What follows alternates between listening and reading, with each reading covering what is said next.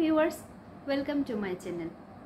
আজকে আমি আপনাদের সাথে শেয়ার করব ভীষণ মজার নরম তুলতুলে পাকা আমের রসবড়া রেসিপি। স্কিপ না করে পুরো ভিডিওটি দেখুন, আশা করি আপনাদের ভালো লাগবে। আমার চ্যানেলের সব ভিউয়ার্স এবং সাবস্ক্রাইবারদেরকে অসংখ্য ধন্যবাদ পাশে থাকার জন্য। আমের রসবড়া তৈরি করার জন্য আমি একটি পাকা মিষ্টি আম নিয়েছি। একটি বাটিতে 4 কাপে মেপে হাফ কাপ সুজি নিয়ে নিচ্ছি। এবার অ্যাড করে দিচ্ছি সেম কাপে মেপে হাফ কাপ পানি। একটু মিশিয়ে নিয়ে 10 মিনিট ভিজিয়ে রাখছি।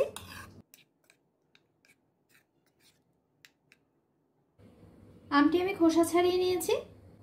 এবার গ্রেটারের ছোট পাটটা দিয়ে পিউরি তৈরি করে নিচ্ছি।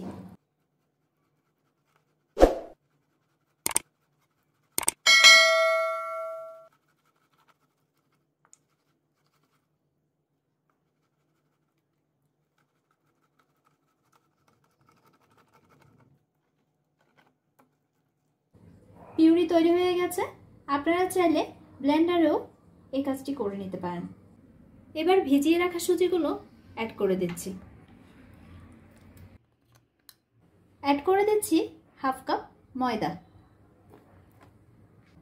1 টেবিল চামচ চালের গুঁড়া, 1/4 কাপ পাউডার মিল্ক। এবার অ্যাড করে দিচ্ছি 1 টেবিল চামচ চিনি।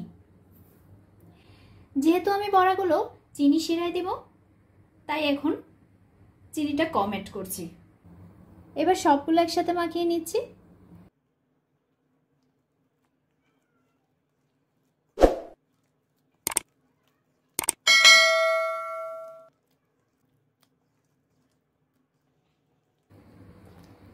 মাখানো হয়ে গেছে।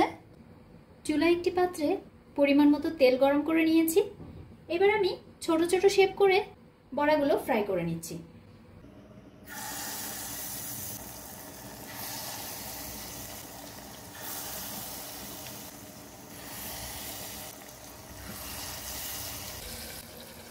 বড়াগুলো আমি উল্টে পাল্টে সব দিক খুব ভালোভাবে ফ্রাই করে নিব।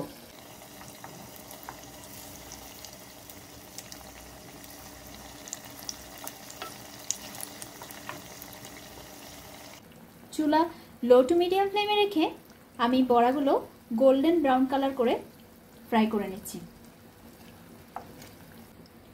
যেগুলো ফ্রাই হয়ে গেছে সেগুলো আমি তুলে নিচ্ছি।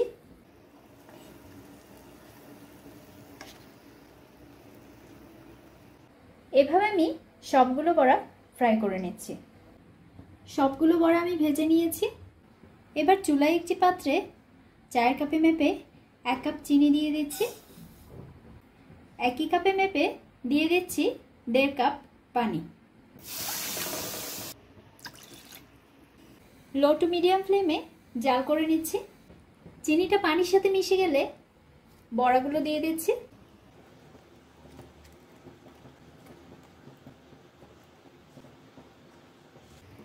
চুলা লো ফ্লেমে রেখে ঢেকে দিচ্ছি। 8 থেকে 10 মিনিট পর চুলা অফ করে দিচ্ছি। এভাবে ঢেকে রেখে দিচ্ছি আধা ঘন্টা। আধা ঘন্টা পর আমের রসবড়াগুলো পরিবেশনের উপযোগী হয়ে গেছে। তৈরি হয়ে গেল দারুণ মজার নরম তুলতুলে আমের রসবড়া। এটি আপনারা খুব সহজেই পাকা আম দিয়ে ঘরে তৈরি করে খেতে পারেন। রেসিপিটি যদি আপনাদের ভালো লেগে থাকে তাহলে ভিডিওটি লাইক এবং শেয়ার করুন, আর সেই সাথে আমার চ্যানেলটি সাবস্ক্রাইব করে নিন। পাশে থাকা বেল আইকনটি ক্লিক করে দিন যাতে দারুণ সব রেসিপির নোটিফিকেশন পেয়ে যান। ধন্যবাদ।